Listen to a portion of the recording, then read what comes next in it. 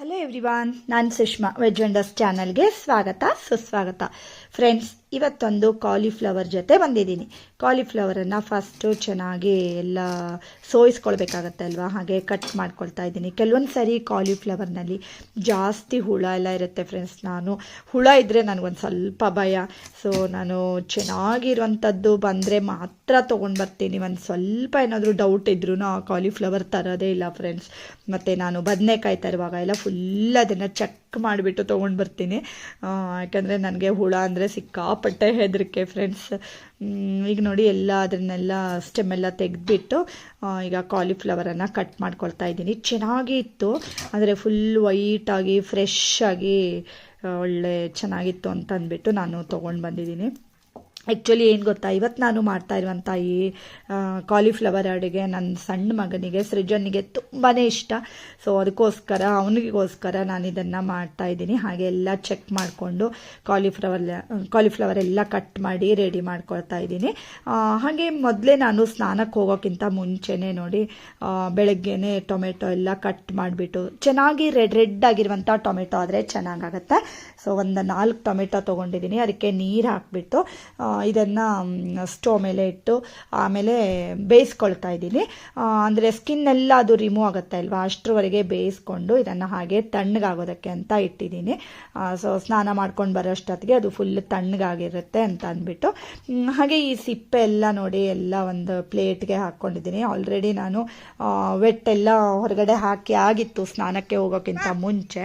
So ಮತ್ತೆ ಅದನ್ನು ಇಟ್ಕೊಂಡ್ರೆ ಎಲ್ಲ ಗುಂಗಾರೆಲ್ಲ ಹಾರ್ತಾ ಇರುತ್ತೆ ಅಲ್ವಾ, ಅದಕ್ಕೋಸ್ಕರ ಈಗ ನೋಡಿ ನಮ್ಮನೆ ಹತ್ರ ದಿನಾ ಒಂದು ಲಕ್ಷ್ಮಿ ಬರುತ್ತೆ, ಅದಕ್ಕೆ ಹಾಕ್ಬಿಡ್ತೀನಿ. ಬೆಳಗ್ಗೆ ಏನು ಸಿಪ್ಪೆ ಇದ್ದರೆ ಸೊಪ್ಪೆಲ್ಲ ಏನಾದರೂ ಇದ್ದರೆ ಅದಕ್ಕೆ ಹಾಕಿದ್ರೆ ಅಷ್ಟು ಖುಷಿಯಿಂದ ಅದು ಬಂದು ತಿನ್ಕೊಂಡೋಗುತ್ತೆ. ನೀವು ಇಲ್ಲಿ ನೋಡ್ತಾ ಇರ್ಬೋದು.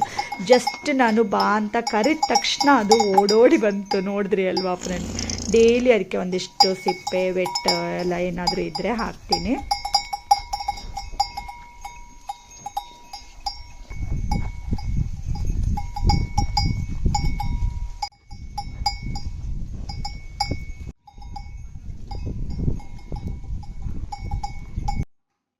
ನೋಡ್ಕೊಂಡು ಬಂದ್ರಿ ಅಲ್ವಾ, ಹಸು ಎಷ್ಟು ಖುಷಿಯಿಂದ ಅದನ್ನೆಲ್ಲ ತಿನ್ಕೊಂಡೋಯ್ತು ಅಂತ ಅಂದ್ಬಿಟ್ಟು. ಮತ್ತು ಈಗ ನೋಡಿ ಕಾಲಿಫ್ಲವರನ್ನು ಸ್ವಲ್ಪ ದೊಡ್ಡದಾಗೆ ಇಟ್ಕೊಂಡ್ರೆ ಬೆಟರು ನನ್ನ ಕಡೆಯಿಂದ ಹೇಳೋದಿದ್ರೆ. ಯಾಕೆಂದರೆ ಅದು ಬೇಯುವಾಗ ಮತ್ತು ಆಮೇಲೆ ನಾವು ಮಗುಚುವಾಗೆಲ್ಲ ಏನಾಗುತ್ತೆ, ನಾವು ಮಗುಚ್ತಾ ಹೋದಂಗೆ ಅದೆಲ್ಲ ಫುಲ್ ಕಟ್ ಆಗಿಬಿಡುತ್ತೆ, ತುಂಬ ಚಿಕ್ಕದು ಮಾಡ್ಕೊಂಡ್ಬಿಟ್ರೆ.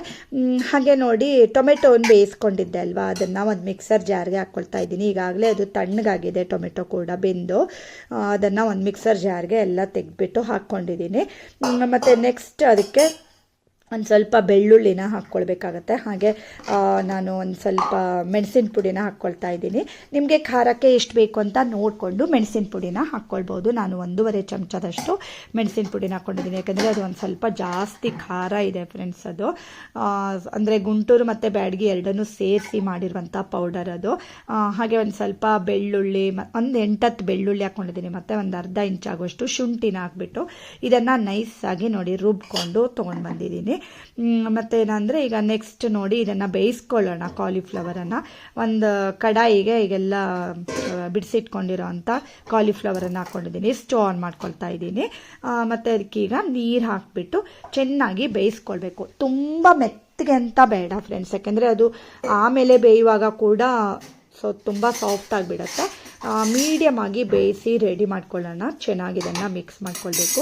ಹಾಗೆ 1-2 ಇಂಗ್ರೀಡಿಯೆಂಟ್ಸನ್ನು ಹಾಕಿ ಬೇಯಿಸ್ಕೊಂಡ್ರೆ ಚೆನ್ನಾಗಿರುತ್ತೆ. ಒಂದು ಸ್ವಲ್ಪ ನೋಡಿ ನಾನು ರುಚಿಗೆ ತಕ್ಕಷ್ಟು ಉಪ್ಪನ್ನು ಈಗ ಹಾಕ್ಕೊಳ್ತಾ ಇದ್ದೀನಿ. ಉಪ್ಪು ಹಾಕಿದರೆ ಹೋಳೆಲ್ಲ ಉಪ್ಪೆಲ್ಲ ಹೀರಿಕೊಳ್ಳುತ್ತೆ ಅಲ್ವಾ, ಸಪ್ಪೆ ಅನಿಸಲ್ಲ ಆಮೇಲೆ ನಾವು ಅದು ತಿನ್ನುವಾಗ. ಅದಕ್ಕೋಸ್ಕರ ಈಗಲೇ ಯಾವುದಾದ್ರೂ ಹೋಳು ಸಪ್ರೇಟಾಗಿ ನಾವು ಬೇಯಿಸ್ಕೊಳ್ತೀವಿ ಅಂತಾದರೆ ಆವಾಗಲೇ ಉಪ್ಪು ಹಾಕಿ ಬೇಯಿಸ್ಕೊಳ್ಳೋದು ಬೆಟರು. ಹಾಗೆ 1 ಚಮಚ ಆಗುವಷ್ಟು ಅರಿಶಿಣ ಪುಡಿಯನ್ನು ಹಾಕ್ಕೊಳ್ತಾ ಇದ್ದೀನಿ. ಅರಿಶಿಣನೂ ನಾವು ಈಗಲೇ ಹಾಕ್ಕೊಳ್ಳೋದ್ರಿಂದ ಏನಾಗುತ್ತೆ, ಅದು ಕಲರ್ ಎಲ್ಲ ಹೀರ್ಕೊಳ್ಳುತ್ತೆ ಅಲ್ವಾ, ಯೆಲ್ಲೋಯಿಶ್ ಆಗಿ ತುಂಬಾ ಚೆನ್ನಾಗಿ ಕಾಣುತ್ತೆ. ನೀವು ಇಲ್ಲಿ ನೋಡ್ಬೋದು, ತೋರಿಸ್ತೀನಿ. ಚೆನ್ನಾಗಿ ಇದನ್ನು ಮಿಕ್ಸ್ ಮಾಡ್ಕೊಳ್ಳಿ. ಈಗಾಗಲೇ ನಾನು ಗೋಬಿ ಮಂಚೂರಿ ಕೂಡ ಹೇಗೆ ಮಾಡಬೇಕು ಹೇಳೋದನ್ನು ನನ್ನ ಚಾನಲ್ನಲ್ಲಿ ತೋರಿಸ್ಕೊಟ್ಟಿದ್ದೀನಿ ಫ್ರೆಂಡ್ಸ್. ಹಾಗೆ ನೋಡಿ ಒಂದಿಷ್ಟು ಪಾತ್ರೆ ಎಲ್ಲ ಬೆಳಗ್ಗೆ ಮೇಡ್ ಬಂದು ತೊಳೆದೋಗಿದ್ರು. ಅದನ್ನೆಲ್ಲ ಇಟ್ಟಾಗಿರಲಿಲ್ಲ. ಹಾಗೆ ಅಡುಗೆ ಮಾಡ್ತಾನೆ ನಾನೇನು ಮಾಡ್ತೀನಿ, ನೀರೆಲ್ಲ ಅದು ಬಸ್ದಿರುತ್ತೆ ಅಲ್ವಾ, ಆವಾಗ ಎಲ್ಲ ಜೋಡಿಸ್ಕೊಳ್ತೀನಿ.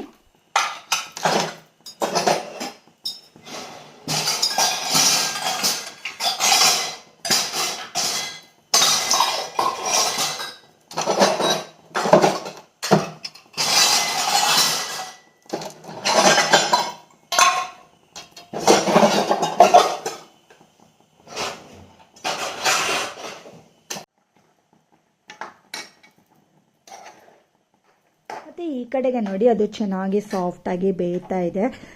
ಇಷ್ಟು ರೆಡಿ ಮಾಡ್ಕೊಂಡ್ಬಿಟ್ರೆ ಬೇಗ ಮುಗ್ದೋಗ್ಬಿಡುತ್ತೆ ಫ್ರೆಂಡ್ಸ್. ನೋಡಿ ಈಗ ಎಲ್ಲ ಸ್ಟವ್ ಮಾಡಿಬಿಟ್ಟು ಇದು ಕೆಳಗಡೆ ಇಳಿಸಿಟ್ಕೊಂಡಿದ್ದೀನಿ. ಮತ್ತು ನೀರೆಲ್ಲ ತೆಕ್ಕೊಂಡ್ಬಿಡೋಣ. ಹಾಗೆ ಮತ್ತೆ ಪುನಃ ನೋಡಿ ಸ್ಟವ್ ಆನ್ ಮಾಡಿಬಿಟ್ಟು ಒಂದು ಕಡಾಯಿನ ಇಟ್ಕೊಂಡಿದ್ದೀನಿ. ಇದಕ್ಕೆ ಈಗ ನಾವು 1 by 1 ಹಾಕ್ತಾ ಹೋಗೋಣ. ಒಂದು 4-5 ಚಮಚ ಆಗುವಷ್ಟು ಎಣ್ಣೆನ ಹಾಕ್ಕೊಂಡಿದ್ದೀನಿ. ನಿಮ್ಮ ಮನೇಲಿ ಯಾವ ಎಣ್ಣೆನ ಯೂಸ್ ಮಾಡ್ತೀರಿ ಅಲ್ವಾ ಅದೇ ಎಣ್ಣೆನೇ ಹಾಕ್ಕೊಳ್ಳಿ, ಓಕೆನಾ. ಆಮೇಲೆ ನೋಡಿ 1 ಚಮಚ ಆಗುವಷ್ಟು ನಾನು ಜೀರಿಗೆನ ಹಾಕ್ಕೊಳ್ತಾ ಇದ್ದೀನಿ. ಜೀರಿಗೆ ಹಾಕ್ಕೊಂಡ್ರೆ ಡೈಜೆಷನ್ಗೆ ತುಂಬ ಚೆನ್ನಾಗಿರುತ್ತೆ ಮತ್ತು ಫ್ಲೇವರ್ ಕೂಡ ತುಂಬ ಚೆನ್ನಾಗಿ ಬರುತ್ತೆ. ಹಾಗೆ 1-2 ಈರುಳ್ಳಿನ ಮೀಡಿಯಮ್ ಸೈಜಾಗಿ ಕಟ್ ಮಾಡಿಕೊಂಡು ಹಾಕ್ಕೊಂಡಿದ್ದೀನಿ. ಇದನ್ನು ಅಷ್ಟೇ ಚೆನ್ನಾಗಿ ಒಂದ್ಸರಿ ಫ್ರೈ ಮಾಡ್ಕೊಳ್ಬೇಕು. ಹಾಗೆ ಒಂದು ಸ್ವಲ್ಪ ಕರಿಬೇವಿನ ಸೊಪ್ಪನ್ನು ಹಾಕ್ಕೊಳ್ತಾ ಇದ್ದೀನಿ, ಫ್ರೆಶ್ ಆಗಿ ಕೊಯ್ಕೊಂಡು ಬಂದಿರೋಂಥದ್ದು. ಹಾಗೆ ಒಂದು ಅರ್ಧ ಕ್ಯಾಪ್ಸಿಕಮನ್ನು ಚಿಕ್ಕದಾಗಿ ಕಟ್ ಮಾಡಿಕೊಂಡು ಹಾಕ್ಕೊಂಡಿದ್ದೀನಿ. ನಿಮಗೆ ಬೇಕು ಅಂದರೆ ಹಾಕ್ಕೊಳ್ಬೋದು, ಹಾಕ್ಕೊಂಡ್ರೆ ಚೆನ್ನಾಗಿರುತ್ತೆ, ಇಲ್ಲಾಂದರೆ ಸ್ಕಿಪ್ ಕೂಡ ಮಾಡ್ಕೊಳ್ಬೋದು.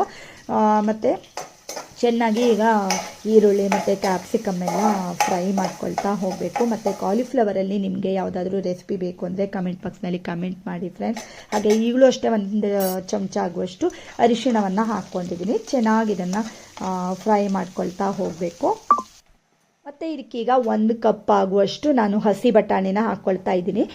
ಇವಾಗಂತೂ ಸೀಸನ್ ಅಲ್ವಾ, ಸೊ ಚೆನ್ನಾಗಿ ನಮಗೆ ಹಸಿ ಬಟಾಣಿ ಎಲ್ಲ ಫ್ರೆಶ್ ಆಗಿ ಚೆನ್ನಾಗಿ ಸಿಗುತ್ತೆ.